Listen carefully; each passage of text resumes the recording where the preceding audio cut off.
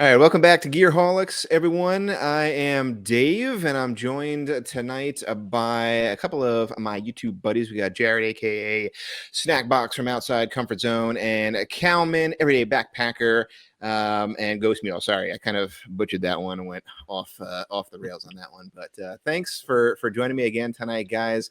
How are you feeling about tonight's topic? Are you super jazzed about it? I know I lost sleep over it, so I hope you did too. Uh, I just don't feel very planned for it. Yeah, this is going to be an interesting one because we're going to be flying a little bit more off the cuff. Not a lot of bullet points. I know, like my Gearholics episodes have been a lot more structured in the past, where I just kind of rifle through some stuff. But this one's going to be more of like an open round table.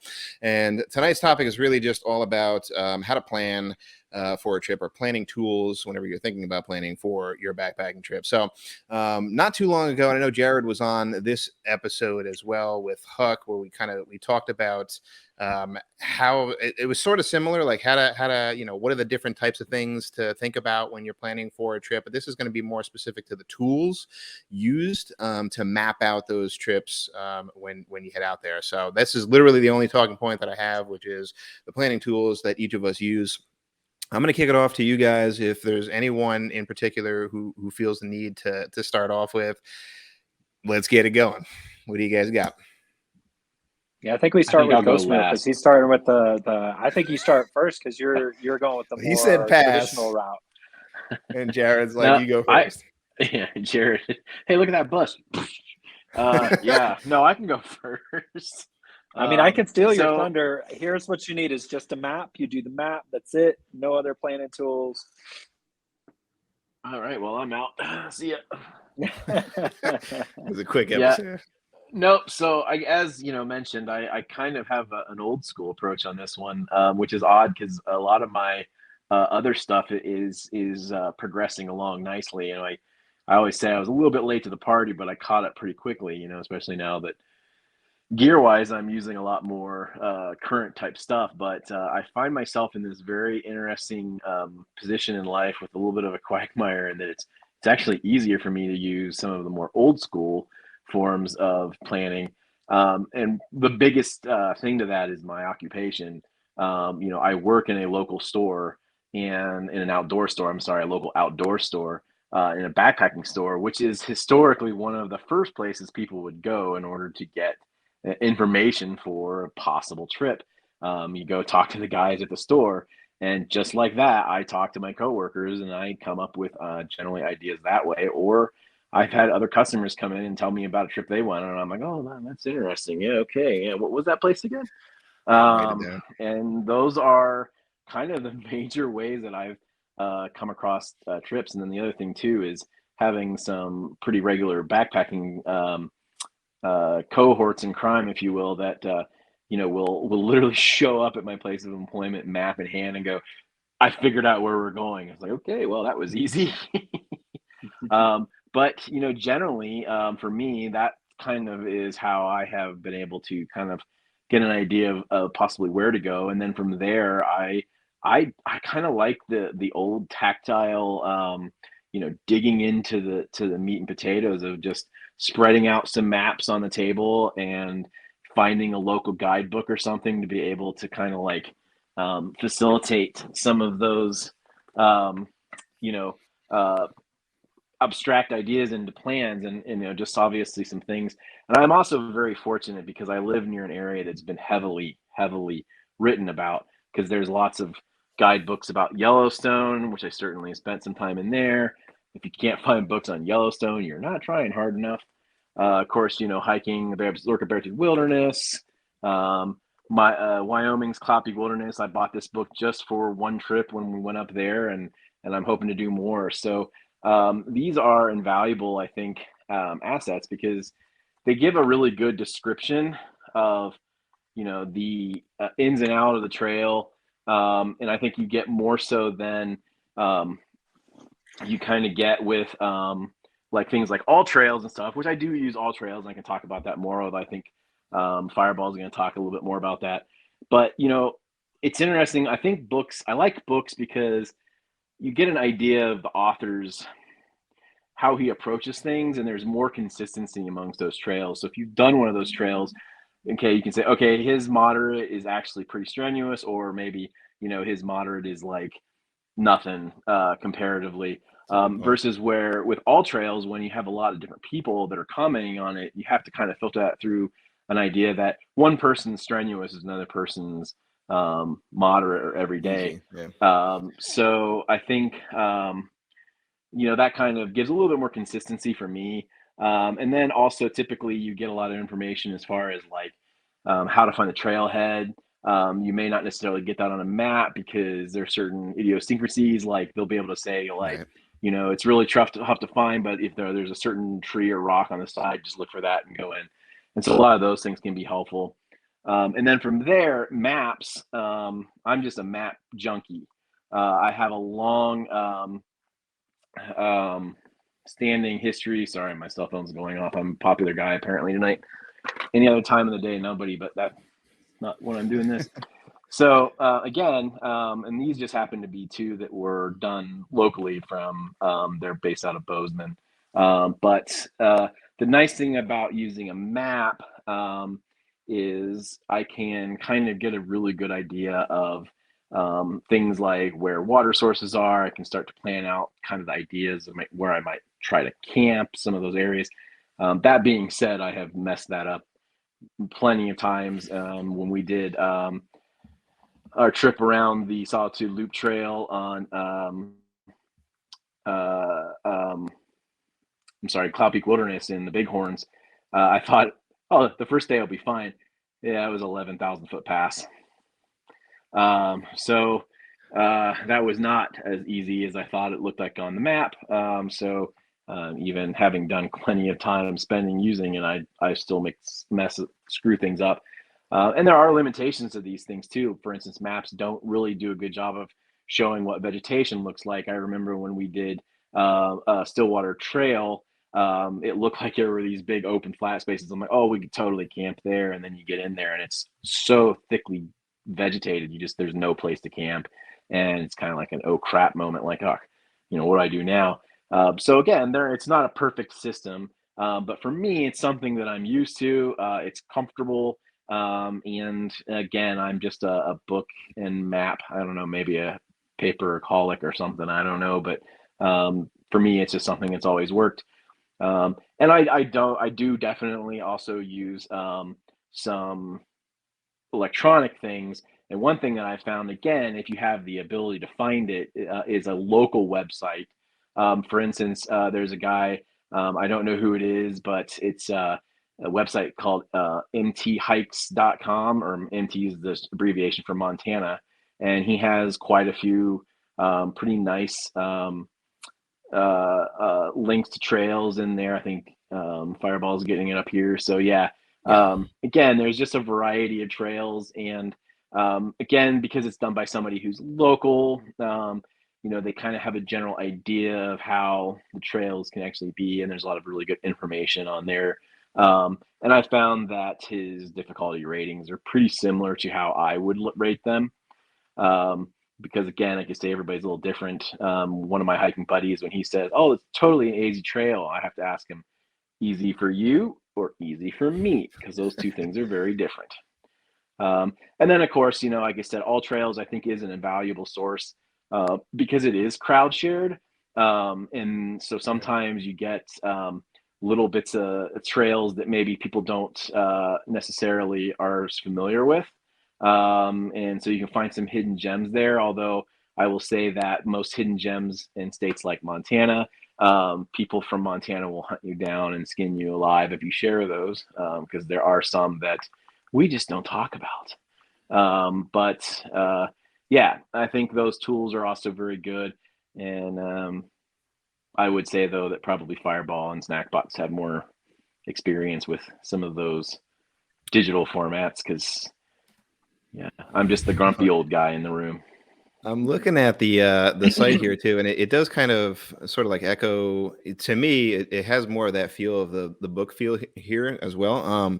I wanted to point out a couple of different things. One is just to kind of give you props on yeah, the book resources, and I know that Snackbox had mentioned this with the PT as well. He got the guidebook for that as well. I definitely think that gives you a leg up as far as, like you had mentioned, like having a greater feel for, if it's one particular person, you kind of get a better understanding, what that difficulty rating is. But it's also, to echo that other episode that I was talking about before as well, it is for water sources and things like that, things that you can sort of rely on almost like year after year. I think that resource is a little bit better than having to weed through comments of, something like an All Trails or anything else that's more user fed. But I wanted to do a follow-up question with you here, Ghost Mule, and ask you more so like on the trail. I know this is specific, this episode, to planning, but I kind of wanted to follow up and ask you, like, if you use that exact same tool set when you're on the trail, if it is like a traditional paper map, because I know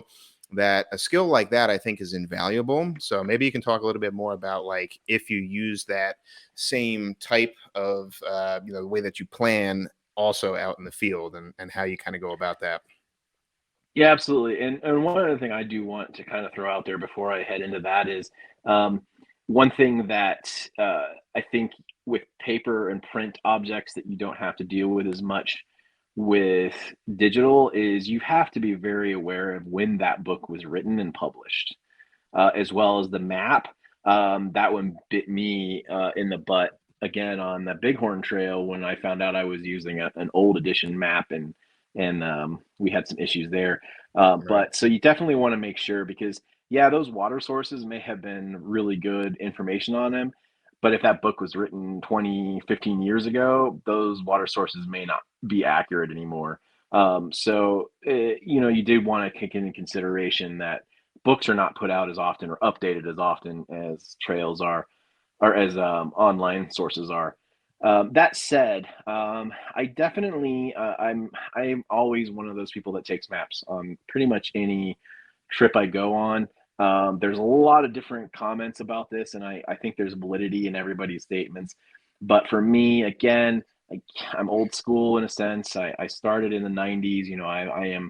I took map reading in college. I like maps, and I don't have to worry about my maps screen getting cracked or my batteries dying or anything like that. It's something that is, again, solid and tangible.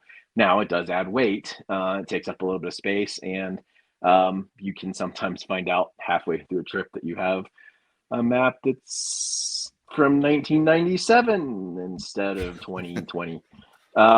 So not that that ever happened. So yeah, again, is it the perfect solution? I don't know that there is such a thing. I'd be lying if I said I don't use electronics on the trail, because I certainly do. In fact, so I have a Garmin InReach, and part of the InReach family, you have access to their EarthMate app, which will allow you to download topographical maps, USGS quads, up beforehand, and then store them on your phone. And I've used that multiple times as a moving map, because it's convenient to look it up. Boom, there I am. And so you don't have to worry about triangulating. You don't have to worry about those things. But again, if that thing fails, I know how to do that on a map, and I'm not going to panic, because for me, it's just, okay, well, get the map out, do a couple quick calculations. I carry a compass as well, and I know that's kind of unheard of in many circles nowadays, but I think those are, again, important skills. I would never. There used to be a period in time where I was a hard no on, like, you got to bring those things with you. You got to have them all the time. I don't care about electrical devices. That said, I can't remember the last time my cell phone actually failed me in the field. I carry a battery pack. There's definitely, Yeah. I think, honestly, as much as it kills me a little inside, my little old school heart just shrinks a little bit. But I do think that we're getting to the point where we can start to kind of ease up on that hard, fast rule. I think there's definitely some people out there that are going to call me blasphemous for that. But that technology has far surpassed what it was when we had the clunky GPSs in a bag, the things that were like, it was the size of Wisconsin and gave you just a string of numbers, and you had to figure out where the heck that meant. Oh yeah. Wow, We've it's come going a back. long way in that. Yeah, I Hmm. know. But I think there's something to be said about having those skills, and I think it goes back to part of that planning process is the best way to not get into a survival situation is to not get lost, not to be lost in the first place. And so, anytime a skill, any type of knowledge set that you can bring into that to help with that, I think is a good thing, and I would never knock it. But I have to say that I'm a little bit less inclined to be like hard and fast, like, no, you got to have that map with you or you're going to die. Because there's lots of times I've been out when I've never even pulled the map out. Yeah. And, I'm still here as far as I know. I haven't gone fully into the ghost portion of my name yet. Yeah, I think if there's one thing that you can take away from this episode is probably have redundancies, have different forms. Don't just rely on anyone in particular. But I want to move over to Snackbox because I was recently able to kind of like share the screen or share kind of like co-hosting abilities here. So this is a test run on that. So hopefully this will go smooth. But Snackbox, what do you got? What do you use when you plan your trips? Yeah, well, I love this topic. I absolutely love planning hikes. I get really excited about it. I have had cell phones fail on me, notably in the Everglades. I charged 2 cell phones to the game there. But I love having a map and talking specifically about planning. One of the things that Ghost Mule mentioned was the idea of not knowing how to measure subjective units of difficulty. But what's nice about a map, particularly the National Geographic maps or any of the other topo maps, is that you get a good sense for how hard certain stretches will be, which is much harder to determine on an app. Specifically, sort of the standard rule that I tell people is 300 feet per mile is sort of my cutoff for when things get really hard, right? So 300 feet of elevation gain per mile, that means that you'll be climbing that 300 over a mile. That's pretty sort of moderately difficult for everybody. So anything above that gets really difficult from there. But I love the map for it as well over things like All Trails and other online sources because you have a far greater capacity to plan out your sort of trip if you want to do, say, a loop hike in Yosemite. If you have X number of days and you can't do a full hike like somebody else might be able to, you can find hikes that work within the parameters of your sort of schedule. And a map makes it so much easier because you can get the distances. The Nat Geo maps actually tells you how far you are between trail junctions. And so planning is much easier, generally speaking. Getting permits is way easier because you'll be able to see which trailhead you need the permit from. If you need a permit, for example. And I also want to share this one here. And this one is apropos of those folks who've been hearing a lot about national parks and sort of YouTube filming permits, which that's a whole separate topic here. But I do want to share my screen here and talk to you a little bit about if you're planning a trip for a national park. Every single national park has a page that's something like this. And this is if you go to under backpacking, you'll go to things to do, find backpacking. It's a little each national park has a different sort of route here. But under wilderness permits, you're going to find all sorts of different tools for figuring out how to get permits, how early you need to go, whether or not you can get permits walk up, how much they cost. Each different park, it is frustrating, has a different system for getting those permits. So, for example, if you want to do the Wonderland Trail, you need to know that 1st of March you have to sign up for the lottery. Whereas if you want to do the John Muir Trail going northbound, you just have to know to sign on to Inyo National Forest Recreation.gov and buy your permit on January 1st. So there are a dozen different sort of idiosyncrasies for each of these. But what's nice is if you know which park you're going to, it actually is park by park really useful in all of these. And there are a couple of exceptions to the rule where things are not so easy. So for example, the Teton Crest Trail, Teton National Park doesn't have a great system for seeing where the different zones are that you have to camp in, but spending a little time here is great. And the other thing that I'll say in terms of planning, ironic, right, or coincidental, go to YouTube and find people who have hiked different stretches of the trail because you can get a good sense for whether or not that trail is actually something that is good for you or not, or sort of fits what you want to see. The only caveat that I'd give you is YouTubers tend to film more when they're walking on easier territory. So we're not going to huff and puff up a mountain and video it. And so don't be mistaken. If the trail looks easy, it doesn't mean it is, right? Not even a little bit. So I did go on a hike once with a buddy on the CT. Buddy went with me, and I told him, train, train, train, train, train. He said, I'm fine, I'm fine. And then when we were out there, it got really hard really quickly. And he said, well, I watched all the videos and it was just flat the whole way. I'm like, oh no, that's not. And I had that Dumb and Dumber quote, like, yeah, it's the Rockies, right? But it is, it's a tough one because it can be deceptive sometimes, but it is nice. YouTube videos of different hikes are great for identifying cool new hikes you might not have thought of, alternates to the super popular hikes. And so if you can't get a John Muir Trail permit, that's okay. Go do a loop hike in Yosemite or Sequoia, where you can get equally beautiful scenery from different angles and probably a lot less populated. So really do spend some time trying to figure those out. Last thing that I'll say on this before I'll cede the floor, I promise. But one thing that I would mention is that national parks are probably the best place to start if you're new to backpacking, because they tend to have the best resources for planning. But what you'll eventually find is that you'll start moving away from national parks and moving into national forests to some places where you might get a little more solitude, for example, once you're more comfortable. And the national forests websites are far less useful for planning. And so that's sort of ironic. You would think national parks would be like the pinnacle of backpacking, but actually they're a really great place to start. And they're great for anybody, really.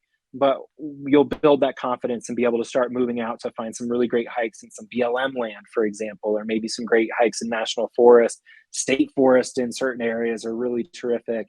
So there's sort of this, not a hierarchy, but kind of a tier system. Once your skills build to a certain level, you get comfortable enough to find an adventure in a place that's not as easy to plan, right? If I can kind of piggyback on the part that you mentioned about the agency sites, I think that is absolutely an important thing and can't be understated, because not only can you find out things about permits and stuff, but for instance, like I remember when I moved out here to Montana from Ohio, I had no concept of what this active season in the mountains was really like. And so here I am thinking, oh, cool, it's March, I can go hike. And there's like, no, there's 20 feet of snow. You got to wait. So it's really important because you can find out, it's amazing to me how many people we have come in from out of town and they're like, yeah, we're going to head over the Beartooth Pass. And I'm like, man, it's not open for another 3 months. What? It's closed? Yeah, there's this stuff called snow. It happens. And it's open in a certain time period. And so those are important tools too, to be able to plan your trip at the right time. And then also things like, I live near Yellowstone and it's important not to pet the fluffy cows. And those other kind of regulations that come into play. For instance, we're living and working in or hiking in grizzly country, knowing they're great resources for information, because if you're not used to hiking in bear country, you don't know how to do it. They've got links to really great information on that kind of stuff as well. So I think that's a really great tool, for sure. Yeah, I'm gonna piggyback off of that as well, real quick too. Sorry, I'll jump back to you, Jared. I definitely agree. I think that, not to say that there is a definitive hierarchy, but it definitely seems like there are more resources for national parks, but also like get to know the rangers when you're there. I think that's one of the best resources that you can have. Really, I recently went to Joshua Tree, which Jared was supposed to come on that trip, and he bailed on me on the last second, and left me in the dust. No, different story for a different time. Fly to California and absolutely destroy you. Anyway, I went to that park, but I had some other questions, right? Like, I wanted to test out an alcohol stove, which is generally a bad idea in California, just in general, but just different stuff like that, where it might not be explicitly stated on the NPS website for that specific park, but if you're able to contact them either by phone, they're not usually the best by phone, or more importantly in person, then they can definitely help you out in a large way in that way. But Jared, I'll push it back over to you. Yeah. So to your point too, Dave, the rangers are super helpful for making sure that you're ready. They also are great for helping you understand the different regulations that are specific to the park. So, can you Can you take a bear canister? Can you take a bear bag? Do you need certain provisions? Those are the rangers are really helpful for that. But really do to Calvin's point, also really do listen to the rangers and to the people who know, because I see people all the time who, the trails that I love, you really can't start hiking until about July. And there are people every year who say, you know what, I know everybody says start in July, but I'm going to go ahead and start June 1st. And it's like, it doesn't, even if you could start certain hikes at that time, I do a lot more sort of long trail hiking than the fellows here. But even if you could start then, you're not going to make it, everybody else is going to finish with you because the snow will slow you up so much. Also exposes you to danger. But that's where those rangers and the local resources are there. But don't think that you know better than them. If you keep hearing people say, don't start until X month or whatever, you need to listen, because you could end up planning. I did this with the Wonderland Trail, where I went out there sort of thinking, I don't care if it's snowy, I'll just walk over the snow. Well, I get out there June 15th with this permit, and it's 9 feet of snow. And if I post hole through that, then I'm never going to be seen again. So really do listen. I had a whole trip planned around it, and my own hubris really ruined that for me. The other piece too is knowing the rangers. They're not going to go and tell you really excitedly, go here. So listen for like subtler cues. They might say this area is pretty, and that it might be just that. And if they say something with that level of enthusiasm, you're going there. Right. So just know that they have to be very careful, because they don't know your skill level. They can't push you to a certain area. They don't want to overcrowd an area. There are a million different reasons they're not going to enthusiastically recommend somewhere. So if you catch any snippet of like, a lot of people say this is pretty, boom, that's your hike. Right. And so that's a really good way to go. The other piece too with this, and I know I'm talking way too much, so I apologize, everybody.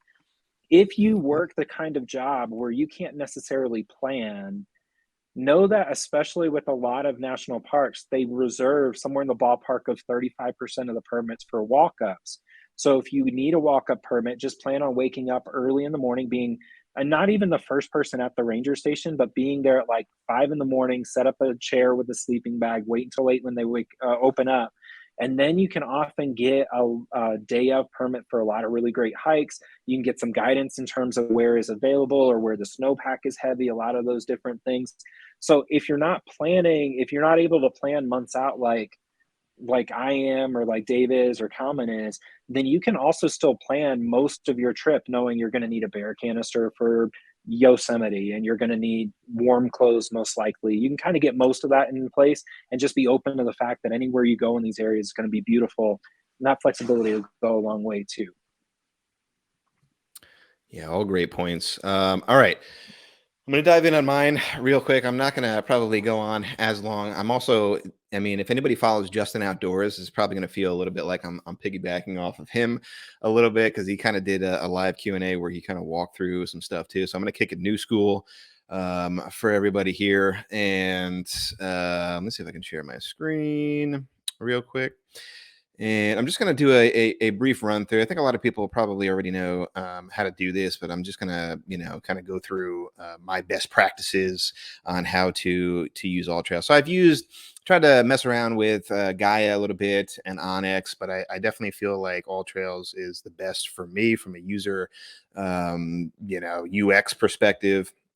Just a little bit easier for me to use. And I guess this kind of goes along the lines of what Snackbox was talking about with the more, I don't know, I guess like more is like the style of just starting out, because it's definitely more of the beaten trails, right? It's not like stuff you're going into BLM land or you're going off the beaten path that much. So these are all like predefined. A lot of people traffic these. You can also find some less trafficked areas on these maps as well, but I just have an example here of one, which is where I was just at with Joshua Tree, so I thought it was a prime example.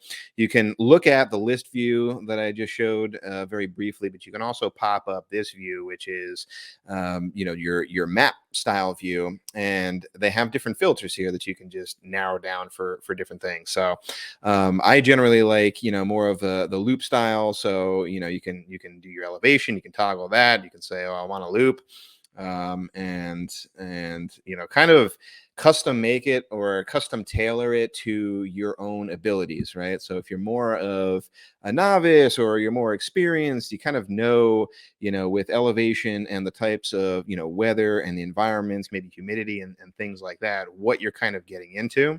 So a lot of different toggles to narrow it down. I'm trying to see if I can pinpoint it here to the one that I took. So if you just select loop, you're going to find that. And then you can find like, okay, how much of a distance do I want to go? Like, let's say it's like 2-3 days and maybe I only want to do like 40 miles on a couple of nights or something like that. Then you can burrow it down into that. So if my internet was actually working the way that it should, then it would pop up in real time here. But eventually you'll just see all these other things kind of narrow down and you can kind of burrow in that way. The next thing that I wanted to pull up real quick here was once you kind of find a loop that you like, maybe it's not exactly the trail that you want to do. Maybe you want to connect different things together. So the trip that I had planned with Snackbox and Huck over here, it was mostly a loop that I found here through All Trails, but I was like, well, I think I kind of want to extend it and go in a different direction. We can do that as well. Once you find the loop, you can save it for yourself and then go over to your saved section here. It'll pop up in your My Maps.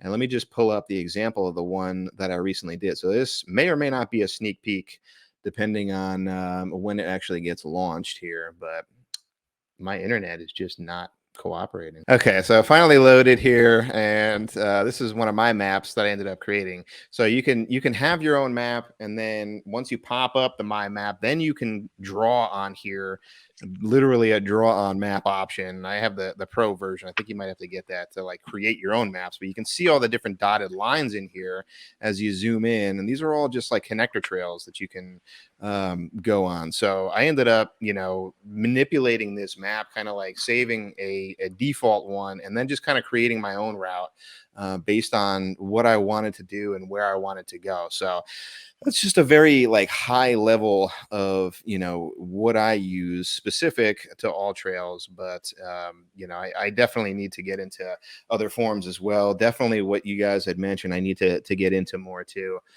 because I definitely fall victim to just the new age stuff. I mean, I take a map when I go to a park or any like major area because they have them for free, so it's always nice to just have that as a resource as a backup. But like Kalman said too, between like my phone, my satellite device, and my watch, I have my maps loaded up on every single device with a battery bank. And I don't think anyone in particular has failed in general, but if one does, I've got 2 other redundancies there with backup juice. So the odds of all 3 of them kind of crap in the bed are super rare, I'd say, and it's served me well so far.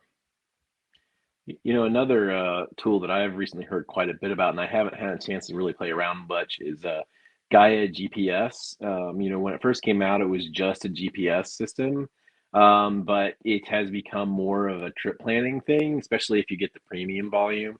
And it does enough stuff that I know that like there's a website called Backpacking Light. It's a membership website, and they actually have an entire masterclass just on how to use Gaia to trip plan. So that might be another one that would be worth checking out.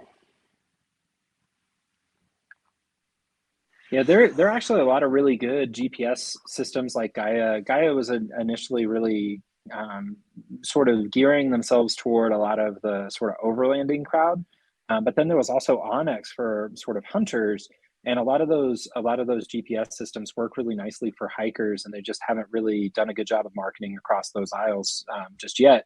But to Kalman's point, Gaia is great. Onyx is good as well. There are a lot of other resources that are not necessarily initially intended for hikers that work really nicely for us in a lot of different capacities. So don't overlook those either.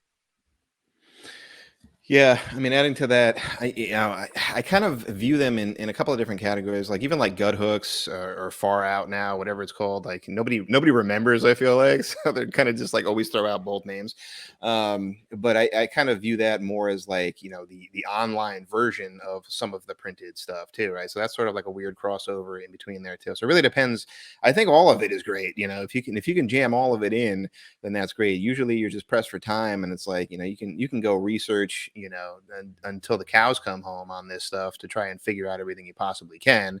And I'm not sure if Jared's wife Patty is sort of like in that boat, if that's where she got her name from as far as like details and like really figuring stuff out. But yeah, you could definitely do a crap ton of research on this stuff and know as much as you can before you head out there. But you're ultimately not going to know everything, right? So it's impossible to know everything that you can face before you head out there. It's part of the All adventure. right. Yeah. Anything else to wrap this one up, guys? I think that was a solid roundtable on this one. But yeah, I'll give you guys the floor if you want any other final tips here, and then we can close it out.